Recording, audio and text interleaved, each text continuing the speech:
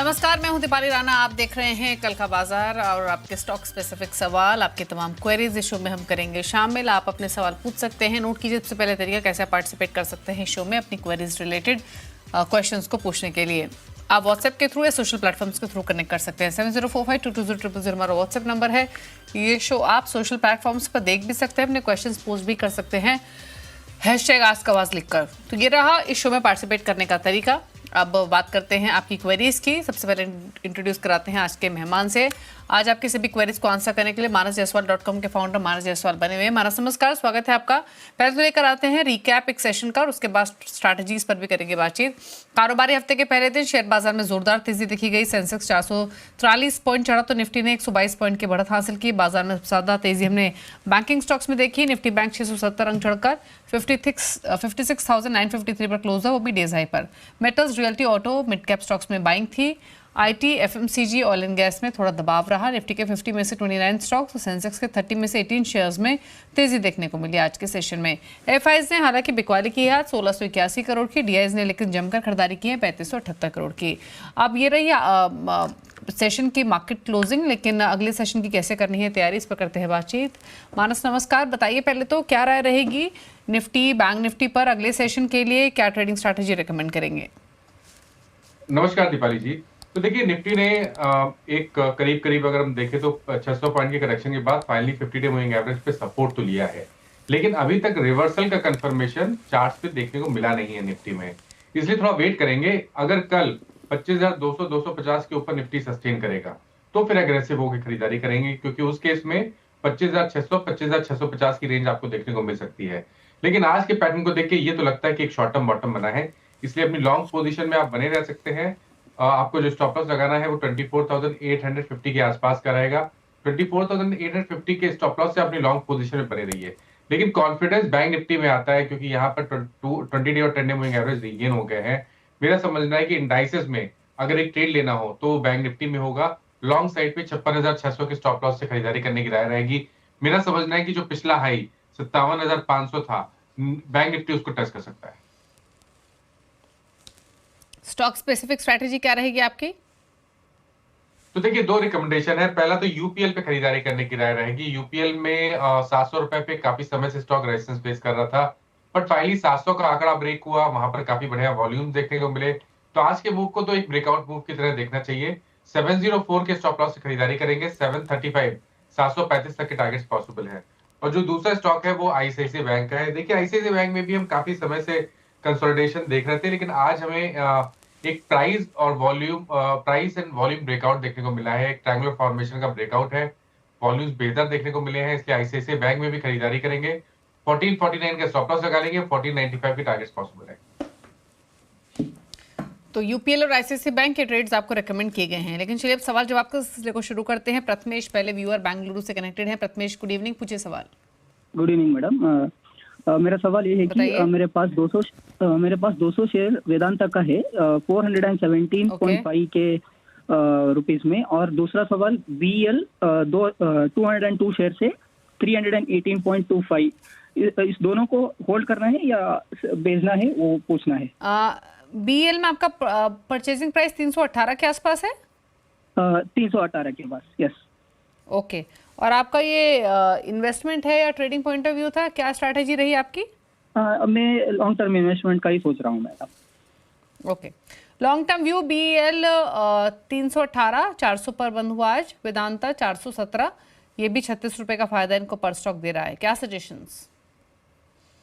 देखिए, वेदांता की जहां तक बात है, वेदांता में पिछले एक साल से हम कंसोलिडेशन देख रहे हैं। 500-520 पे स्टॉक रेजिस्टेंस फेस करता है, नीचे की तरफ 404 380 पे सपोर्ट दिखता है। तो जब तक इस रेंज के बाहर नहीं होगा तब तक डायरेक्शनल कॉल लेना मुश्किल है। लेकिन लॉन्ग टर्म चार्ट पे अगर हम देखें तो ऐसा जरूर लगता है कि शायद कंसोलिडेशन के बाद चांसेस ज्यादा हैं कि हमें ऊपर की तरफ का ब्रेकआउट देखने को मिले, और स्टॉक एक बार 500-520 की रेंज के बाहर निकलेगा तो आई थिंक 650 रुपए तक के भाव देखने को मिल सकते हैं। लॉन्ग टर्म के हिसाब से आई थिंक बने रह सकते हैं, और स्टॉप लॉस आपको 360 रुपए के नीचे लगाना है वेदांता में। बीएल की जहां तक बात है, देखिए लॉन्ग टर्म के हिसाब से अगर आप बात कर रहे हैं तो बीएल में भी बने रह सकते हैं। हालांकि जो गिरावट हमने देखी पिछले करीब 10 सेशन में वो एक केवल एक करेक्शन था। लोअर लेवल पे देखें तो 360 से 380 की रेंज में मल्टीपल सपोर्ट्स दिखते हैं। तो लॉन्ग पोजीशन में बने रहिए। लॉन्ग टर्म के लिए 360 रुपए के नीचे स्टॉप लॉस लगा लीजिए। स्टॉक 420 430 की रेंज को ब्रेक करेगा तो शायद 510 520 की रेंज में चला जाएगा। ओके, बात करते हैं अगले व्यूअर से। रवि सिंह अगले व्यूअर हमारे साथ कनेक्टेड हैं सवाल पूछने के लिए। रवि नमस्कार, बताइए क्या सवाल है आपका। नमस्कार मैम। मैम मेरे पास जेके बैंक के 111 पर 400 शेयर है और सजिलिटी इंडिया के 45 के दाम पर 300 शेयर है। लॉन्ग टाइम रखना है मैम इसको। नहीं, जेएनके बैंक के अलावा दूसरा स्टॉक कौन सा बताया आपने? सजिलिटी इंडिया 300 शेयर 45 के भाव पर। एक सेकेंड, क्या परचेजिंग प्राइस बताया आपने? 45 रुपया। मेरे पास स्टॉक आपका चेक कर लेती हूँ। आपने बताया एक बार आप स्पेल करेंगे अपने स्टॉक के स्टॉक को? दूसरा स्टॉक कौन सा आपने मेंशन किया? सजिलिटी इंडिया मैम, SAGILITY। अच्छा, ओके, गॉट इट, ठीक है। तो ये सजिलिटी इंडिया की बात कर रहे हैं। 43 के आसपास ये बंद हुआ और वॉल्यूम्स भी इसमें कम रहते हैं। क्या सजेशन मानस जेएनके बैंक पर बताइए पहले तो, क्या राय रहेगी? और जैसे इन्होंने बताया इनका जो परचेजिंग प्राइस है वो 111 का है। देखिए जेएनके बैंक पे आई थिंक बने रह सकते हैं क्योंकि यहाँ पर कंसोलिडेशन देखने को मिल रहा है, लेकिन मीडियम टू लॉन्ग टर्म का अंडरटोन जो है वो बुलिश बना हुआ है। जब तक स्टॉक 99 रुपीज के ऊपर ट्रेड करता रहेगा तब तक मेरे ख्याल से जो medium to long term outlook है वो पॉजिटिव बना रहेगा। तो 99 का स्टॉप लॉस लगा के बने रहिए। 120 रुपए के ऊपर निकलेगा तो 140 150 तक की रेंज दिखा देगा। सजिलिटी की जहां तक बात है, देखिए यहाँ पर भी कंसोलिडेशन दिखता है लेकिन यहाँ पर कोई खास ट्रेंड दिख नहीं रहा है। पॉजिटिव यह है कि स्टॉक 200 डे मूविंग एवरेज के ऊपर कंसोलिडेट हो रहा है। तो अपनी पोजीशन को होल्ड करिए। 37 का स्टॉप लॉस लगा लीजिए क्योंकि ट्रेंड बुलिश 49 रुपीज के ऊपर होगा। अगर 49 का आंकड़ा ब्रेक हुआ तो आपको 60 रुपए तक के भाव स्टॉक दिखा सकता है। ओके, बात करते हैं अगले व्यूअर से। पुष्कर है हमारे साथ कनेक्टेड सवाल पूछने के लिए। पुष्कर सक्सेना पटना से। पुष्कर जी नमस्कार, बताइए सवाल। नमस्कार मैडम, मेरे पास हिताची एनर्जी इंडिया के 6 शेयर हैं 12,177 रुपये 80 पैसे के भाव से। मैं इसका भविष्य 2 से 3 साल के लिए जाने की गुजारिश करूंगा, कृपया मेरा मार्गदर्शन करें। बिल्कुल सक्सेना साहब, 2 से 3 साल का नजरिया हिताची एनर्जी में 12,700 की बाइंग है, फिलहाल 19,200 पर है, तो इनको 6,500 रुपये का फायदा हर स्टॉक पर हो रहा है। क्या सजेशन रहेगा मानस इस पोजीशन में? मैं इसके चार्ट्स नहीं देख पा रहा हूँ। हिताची एनर्जी के नाम से है, राइट? हिताची एनर्जी के नाम से है मानस साहब। जी तो बिल्कुल। तो देखिए यहाँ पर जो medium to long term trend है वो पॉजिटिव बना हुआ है। मेरे ख्याल से 11,000 से stock high top higher bottom बना रहा है। तो आई थिंक यहाँ पर बिल्कुल बने रहिए। कंसोलिडेशन है जो हम पिछले 2 मंथ से देख रहे हैं। नीचे की तरफ 16,000 पे एक बहुत ही स्ट्रॉन्ग सपोर्ट है। तो जब तक 16,000 के ऊपर ट्रेड करता रहेगा तब तक आप पोजीशन में बने रहिए। एक टेक्निकल टारगेट आता है जो ब्रेकआउट हमने 2 महीने पहले देखा, उसके हिसाब से एक टारगेट करीब 22,000 का आता है। तो वहां पर आपको अपने टारगेट सेट करने हैं। ओके, बात करते हैं अगले व्यूअर से। राजेश है हमारे साथ कनेक्टेड सवाल पूछने के लिए। राजेश नमस्कार, बताइए सवाल। नमस्ते मैम। नमस्ते। हेलो, बताइए। मैम मेरे पास में TCS है 200 @3300। ओके, इसके बारे में मुझे बताएंगे, इसका क्या फ्यूचर प्रोस्पेक्टस है? आपका होराइजन क्या है, कितने समय रख सकते हैं? मेरा होरिजन में मुझे कोई दिक्कत नहीं है। I can hold for 1 year 2 years के लिए। शॉर्ट रन में इसका क्या है और लॉन्ग रन के लिए क्या है वो बताएंगे आप मुझे? ओके, तो शॉर्ट और लॉन्ग टर्म दोनों पर्सपेक्टिव से राय चाहिए इनको TCS पर। 3300 की बाइंग 2 साल पहले इसका जो बाई बैक आया था 4500 पे, क्या हम एक्सपेक्ट कर सकते हैं कि ये रेट आएगा फ्यूचर में?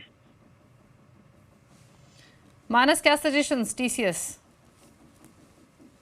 देखिए किसी भी नजरिए से देखिए तो चार्ट्स तो अच्छे नहीं लगते हैं, चाहे शॉर्ट टर्म हो जहां पर stock lower top lower bottoms के साथ अपने 20 डे मूविंग एवरेज के नीचे ट्रेड कर रहा है, और लॉन्ग टर्म के हिसाब से अपने 200 वीक मूविंग एवरेज के नीचे ट्रेड कर रहा है। तो स्ट्रक्चर तो नेगेटिव है। ये भी ध्यान रखिए कि स्टॉक अगर 3050 के नीचे गया तो फिर गिरावट बढ़ेगी और उस केस में शायद आपको 2700 रुपए तक के भाव भी देखने को मिल जाए। मेरी राय रहेगी कि कभी कोई उछाल मिले तो यहाँ पर निकलने की कोशिश करें और फ्रेश खरीदारी 3600 रुपए के ऊपर करें। पंकज से बात करते हैं, हरियाणा से कनेक्टेड हैं। पंकज नमस्कार, पूछिए सवाल। मैम जय श्री राम पहली बात, और मानस जी को भी जय श्री राम।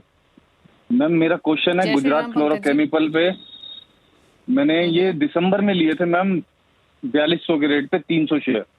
तब मैंने सोचा था कि ये 4800 जाएगा तो मैं निकल जाऊंगा, लेकिन ये नीचे आ गया। तो फिर मैंने कहा अभी तो होल्ड करना पड़ेगा। अब मैं ये जानना चाहता हूँ कि ये शॉर्ट टर्म और लॉन्ग टर्म में कैसा रहे, आगे मेरे को रखना चाहिए, आगे मेरा रेट आए तो मैं निकल जाऊं, ऐसे मैं सोच के चल रहा था। ओके, तो मानस क्या सजेशन, गुजरात फ्लोरोकेमिकल लिया तो इस उम्मीद में था कि शॉर्ट टर्म के लिए कि मुनाफा होगा तो निकल जाएंगे, लेकिन अब तो नुकसान है इनको ठीक ठाक, 600 650 रुपये नीचे इनके भाव से। क्वांटिटी भी इनके पास सही है क्योंकि 300 शेयर्स हैं। क्या करें अभी ये? देखिए ये सही है कि यहाँ पर थोड़ा अंडर परफॉर्मेंस देखने को मिला है, लेकिन ये भी ध्यान रखिए कि अभी कुछ दिन पहले ही स्टॉक ने एक हायर बॉटम बनाया है, तो उम्मीद तो जगती है अगर स्टॉक एक बार 3600 रुपए के ऊपर निकलेगा तो फिर आपको करीब करीब 39 तक के भाव देखने को मिल सकते हैं। आई थिंक यहाँ पर बने रहना चाहिए। इतना वेट किया तो थोड़ा वेट और कर लें, 3400 रुपए के स्टॉप लॉस से यहाँ पर बने रहने की कोशिश करें। ओके, होल्ड करें 3400 के स्टॉप लॉस के साथ। दीपक है हमारे साथ नई दिल्ली से सवाल पूछने के लिए। दीपक जी नमस्कार, पूछिए सवाल। Good evening ma'am. Good evening sir. मेरे पास 2 शेयर्स हैं। पहला है सिप्ला 1539, 250 शेयर्स है मेरे पास, और दूसरा HDB फाइनेंशियल्स है। मुझे इसका ये बता दीजिए, इसको अभी क्या होल्ड करूं लॉन्ग टर्म के लिए या फिर एक बार शॉर्ट टर्म में अपना प्रॉफिट बुक करके चले जाऊं, बिकॉज ये मुझे IPO अलॉट हुआ था। पर HDB फाइनेंशियल रिसेंट लिस्टिंग है, मानस कितना कमेंट कर पाएंगे वो देखना होगा, क्योंकि चार्ट्स के बेसिस पे वो राय देते हैं, बट फिर भी पूछ लेते हैं। मानस साथ ही सिप्ला पर बताइए क्या राय रहेगी इनकी? 1540 के आसपास की बाइंग है, 65 रुपए का नुकसान हर स्टॉक पर। तो देखिए पहले अगर हम सिप्ला की बात करें तो जो लॉन्ग टर्म ट्रेंड है वो सिप्ला का पॉजिटिव है। हालांकि कुछ कंसोलिडेशन देखने को मिल रहा है, लेकिन ध्यान रखिए ये कंसोलिडेशन 100 वीक मूविंग एवरेज के ऊपर हो रहा है, तो आप उम्मीद कर सकते हैं कि शायद एक ऊपर की तरफ ब्रेकआउट 1550 के ऊपर अगर देखने को मिले तो शायद आपको 1700 या 1810 तक के भाव देखने को मिल सकते हैं। अभी के लिए मेरे ख्याल से सिप्ला में बने रहना चाहिए। आपको स्टॉप लॉस थोड़ा सा डीप लगाना है, करीब 1324 का, लेकिन आई थिंक चांस ले सकते हैं सिप्ला में, आप बने रह सकते हैं। जो दूसरा स्टॉक हमने HDB फाइनेंशियल का बताया, वहां पर मेरा कोई रिकमेंडेशन नहीं है, क्योंकि बहुत कम चार्ट्स हैं, lower top lower bottom daily chart पे दिखते जरूर है, लेकिन उसके बेसिस पे व्यू लेना थोड़ा डिफिकल्ट है। ओके, बात करते हैं अगले व्यूअर से, और सवाल पूछने के लिए रितेश हैं हमारे साथ गढ़वाल से। रितेश नमस्कार। नमस्कार मैम, बताइए अपना सवाल। मैम मेरे पास टाटा मोटर्स का 50 शेयर है 996 के रेट से। इसको हम लॉन्ग टर्म में होल्ड करें या यहीं पे चल कर निकल जाएं? पूछ लेते हैं। लॉन्ग टर्म के लिए 956 पर लिया हुआ है टाटा मोटर्स, क्या करना है मानस? देखिए इतना वेट किया तो थोड़ा वेट और करिए, क्योंकि मेरा समझना यह है कि टाटा मोटर्स में शायद यहाँ से बहुत बड़ी गिरावट देखने को नहीं मिलेगी। बुलिश नहीं लगता है स्टॉक, लेकिन शायद यहाँ पर बड़ी गिरावट देखने को नहीं मिलेगी। थोड़ा सा पेशेंस रखें। 600 का आपको स्टॉप लॉस लगाना है, क्योंकि 600 रुपए के ऊपर जब तक ट्रेड करता रहेगा तब तक आप उम्मीद ये रख सकते हैं कि शायद हमें स्टॉक में एक बुल रन देखने को मिल सकता है। इसलिए अगर 740 रुपए के ऊपर निकलेगा तो 950 तक की रैली देखने को मिल सकती है। तो रिस्क रिवॉर्ड के हिसाब से भी बढ़िया लग रहा है, इसलिए 600 के स्टॉप लॉस से यहाँ पर बने रहना चाहिए। ओके, बात करते हैं अगले व्यूअर से। अथर्व है हमारे साथ सवाल पूछने के लिए। अथर्व नमस्कार, बताइए सवाल।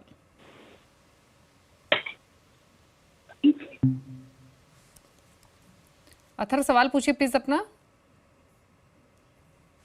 चलिए इनकी फोन लाइन डिस्कनेक्ट हो गई, सवाल ले लेते हैं। आइटिया फोर्ज पर इनका सवाल है। इन्होंने 180 शेयर्स 686 के भाव पे लिए हुए हैं, 547 पर बंद हुआ आज, तो 138 रुपए के आसपास का नुकसान हर स्टॉक पर। मानस क्या सजेशन? देखिए 686 पे लिए तो इन्होंने तो नीचे की तरफ 300 रुपए के भाव भी देखे होंगे स्टॉक में। मेरे ख्याल से अब वेट कर लें, थोड़ा इंतजार करिए। 500 रुपए के ऊपर जब तक ट्रेड करता रहे तब तक आप अपनी लॉन्ग पोजीशन में बने रह सकते हैं, क्योंकि मंथली चार्ट पे 2 मंथ पहले ही हमने रिवर्सल देखा है, जिसके टारगेट 750 रुपए के आसपास के आते हैं। हालांकि शॉर्ट टर्म में थोड़ा सा लोअर टॉप लोअर बॉटम्स कह सकते हैं, कंसोलिडेशन कह सकते हैं, लेकिन जब तक 500 रुपए के ऊपर ट्रेड करता रहे तब तक मीडियम टर्म के लिए आप बने रह सकते हैं। 500 रुपए का स्टॉप लॉस लगा लीजिए। 625 650 की रेंज को ब्रेक करेगा तो मेरे ख्याल से तो 850 रुपए तक के भाव भी आपको दिखा देगा। JPS बख्शी नई दिल्ली से हमारे साथ कनेक्टेड है सवाल पूछने के लिए। बख्शी साहब नमस्कार, बताइए सवाल। नमस्कार जी। मेरे पास IGL के 100 शेयर हैं जो मैंने 222 के भाव से खरीदे हैं, और उस दिन कोई न्यूज आई थी कि सरकार कुछ ये गैस कंपनियों के लिए कुछ करने लगी है, लेकिन उसके बाद ये थोड़ा सा ऊपर तो गया था 229 तक, लेकिन फिर अब बिल्कुल नीचे आ गया है। तो बताएंगे जरा इसका क्या किया जाए? इसको होल्ड कर सकता हूँ मैं साल 2 साल के लिए भी। मानस साल 2 साल रख सकते हैं। आईजीएल 222 पे इन्होंने खरीदा, 213 पर बंद हुआ आज के सेशन में, थोड़ा नीचे इनके भाव से, बहुत नुकसान तो नहीं है, बट क्या सजेशन? देखिए लॉन्ग टर्म में कोई खास ट्रेंड दिख नहीं रहा है, तो कोई डायरेक्शनल कॉल लेना लॉन्ग टर्म के हिसाब से चार्ट के बेसिस पे थोड़ा सा मुश्किल है। लेकिन स्टॉक करेक्ट हुआ है, अभी भी 200 मूविंग एवरेज के ऊपर ट्रेड कर रहा है। मेरा सजेशन ये है कि 190 रुपए के ऊपर, 190 के ऊपर जब तक ट्रेड करता रहे तब तक अपनी पोजीशन में बने रहिए। अगर 190 के नीचे जाए तो आपको लॉन्ग पोजीशन से निकलना पड़ेगा। लेकिन ये भी ध्यान रखिए कि अगर स्टॉक एक बार 225-30 की रेंज को ब्रेक कर देता है तो फिर आपको 290 तक के भाव भी दिखा देगा। ओके, गुरदीप से बात करते हैं, अगले व्यूअर है हमारे साथ सवाल पूछने के लिए। गुरदीप सिंह जमशेदपुर से, बताइए क्या सवाल है आपका, कौन सा स्टॉक है?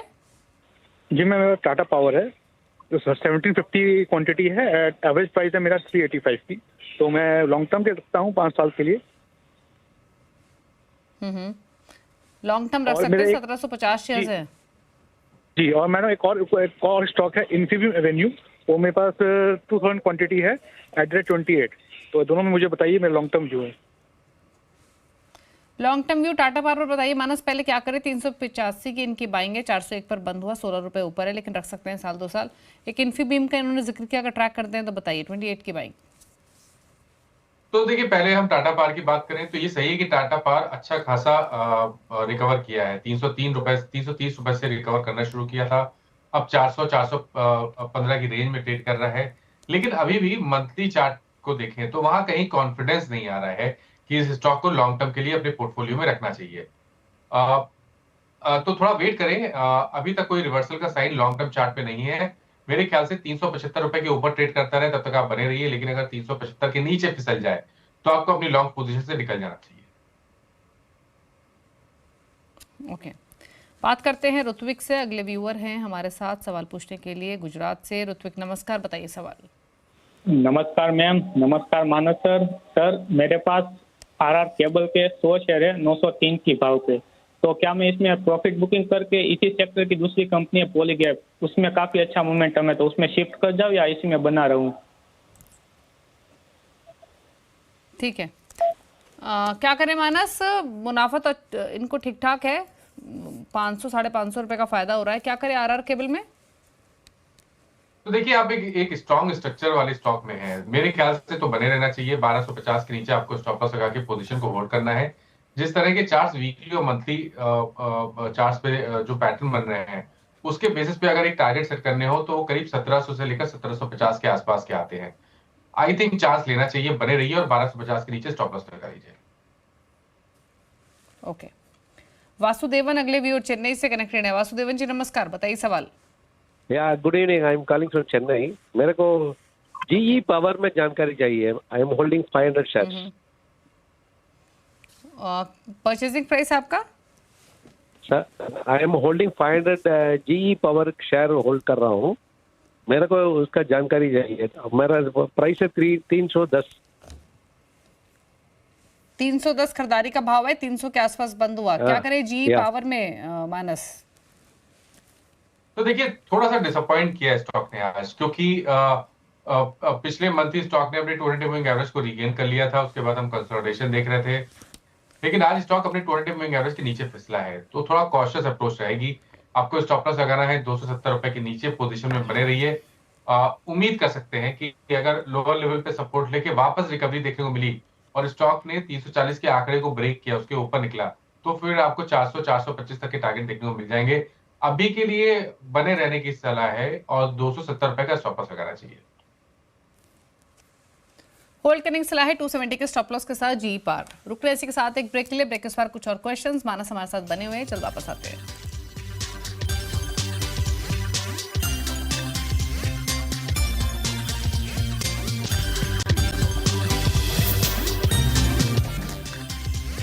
आप देख रहे हैं सीएनबीसी आवाज। मानस जायसवाल हमारे साथ मौजूद हैं अभी क्वेरीज को आंसर करने के लिए। कुछ सवाल सोशल प्लेटफॉर्म से लेते हैं। अब अमित ने एक सवाल भेजा है ट्विटर पर, पावर फाइनेंस कॉर्पोरेशन 467 की बाइंग है, भेल 280 की बाइंग है, जानना चाहते हैं एवरेज कर ले क्या या इन्हीं पोजीशन को रखें? 3 मंथ्स का व्यू है, तो भेल एट 280 और पीएफसी एट 467। तो देखिए पीएफसी में पोजीशन को आप होल्ड कर सकते हैं, हालांकि अभी तक कोई बहुत पॉजिटिव ट्रेंड नहीं दिख रहा है, लेकिन अगर 3 मंथ का व्यू है तो 389 के स्टॉप लॉस से आप पोजीशन में बने रहिए। अगर 440 के ऊपर निकलेगा तो 490 तक के प्राइस देखने को मिल सकते हैं, और बीएचईएल में भी बने रहने चाहिए। आई थिंक स्टॉक करेक्ट हुआ है, एक शॉर्ट टर्म बॉटम आज बना है। अगर 3 मंथ का व्यू है तो 235 रुपए के स्टॉप लॉस से यहाँ पर बने रहिए। स्टॉक 265 के ऊपर निकलेगा तो नेक्स्ट टारगेट करीब 290-95 तक का हो सकता है। प्रसन्नजीत मन्ना ने पश्चिम बंगाल से सवाल भेजा है। एक्साइड इंडस्ट्रीज 430 परचेजिंग प्राइस है, व्यू है इनका लॉन्ग टर्म। देखिए एक्साइड में बने रह सकते हैं क्योंकि स्टॉक ने एक मंथली चार्ट पे एक बॉटम बनाया है, लेकिन अभी भी 200 मूविंग एवरेज के नीचे ट्रेड कर रहा है। तो आपको स्टॉप लॉस लगाना है 344 का। पोजीशन को होल्ड करिए। 400-405 रुपए के ऊपर निकला तो जो पूरा क्रैक हमने देखा था 620 रुपए से, उसको करेक्ट करेगा और शायद उस केस में 460-470 तक के प्राइस देखने को मिल सकते हैं। नारायण शर्मा का सवाल है, डीएलएफ 795 की बाइंग है और एक है आईटीसी होटल 198 की बाइंग है, व्यू है 6 मंथ्स का। तो डीएलएफ में फायदा है इनको, 795 की बाइंग है क्योंकि आईटीसी होटल में 198 की होल्डिंग है। तो देखिए डीएलएफ में तो बिल्कुल बने रहना चाहिए क्योंकि medium to long term trend काफी पॉजिटिव लग रहा है। 960 रुपए के आपको टारगेट सेट करने हैं और 780 रुपए के नीचे स्टॉप लॉस लगाना है। आईटीसी होटल में भी बने रहना चाहिए क्योंकि यहाँ पर भी ट्रेंड पॉजिटिव लगता है। Medium to long term view देना थोड़ा मुश्किल है, बहुत ज्यादा चार्ट्स नहीं है, लेकिन अभी तक का ट्रेंड तो पॉजिटिव लगता है। इसलिए जब तक 230 रुपए 230 के ऊपर ट्रेड करता रहे, यहाँ पर पोजीशन को होल्ड करना चाहिए। स्टॉक 260 रुपए के ऊपर निकलेगा तो आपको शायद 285 या 290 तक के प्राइस देखने को मिल सकते हैं। एक सवाल मनिल ने भेजा है, 2 स्टॉक्स इनके पास। एचपीसीएल 354 की बाइंग है, 150 शेयर्स हैं। दूसरा रिलायंस है, यहाँ 100 शेयर्स है, 1140 की बाइंग है, लॉन्ग टर्म व्यू है। रिलायंस के पर्सपेक्टिव से डिस्क्लोजर भी दे दें, जो चैनल सीएनबीसी आवाज़ हमारे व्यूअर्स देख रहे हैं उसको वहाँ पर रिलायंस इंडस्ट्रीज के हाथों में है। तो HPCL at 354 and Reliance at 1140 long term view. देखिए अभी कुछ दिन पहले ही एचपीसीएल ने अपने 2024 के हाईज को टेस्ट किया और वहां पर एक छोटी सी प्रॉफिट बुकिंग देखने को मिली है, लेकिन उसका मतलब ये नहीं है कि यहाँ पर स्टॉक से निकल जाना चाहिए। मेरे ख्याल से जब तक 400 रुपए के ऊपर रहता रहे तब तक आप पोजीशन को होल्ड करिए। 400 के नीचे स्टॉप लॉस लगा लीजिए। स्टॉक 440, 450, 460 के ऊपर निकलेगा तो फिर बड़ी रैली देखने को मिलेगी, तब उस केस में आपको शायद 520, 525 तक के भाव भी स्टॉक दिखा सकता है। जहां तक बात रिलायंस इंडस्ट्रीज की है, देखिए रिलायंस ने आज डिसअपॉइंट किया है। लोअर टॉप लोअर बॉटम बनना शुरू हुए हैं, 50 डे मूविंग एवरेज के नीचे ट्रेड कर रहा है। अप्रोच कॉशियस रहेगी और 1370 के आपको स्टॉप लॉस लगाने हैं। ठीक है, एक सवाल हमें भेजा है आकाश ने और ट्रेंड पर इनका सवाल है। इन्होंने 58 जुलाई ऑप्शन का, जुलाई सीरीज का 5800 का कॉल ऑप्शन लिया हुआ है 45 रुपए पर। देखिए यहाँ पर ट्रेंड निगेटिव लगता है क्योंकि लोअर टॉप लोअर बॉटम के साथ 200 डे मूविंग एवरेज के नीचे ट्रेड कर रहा है।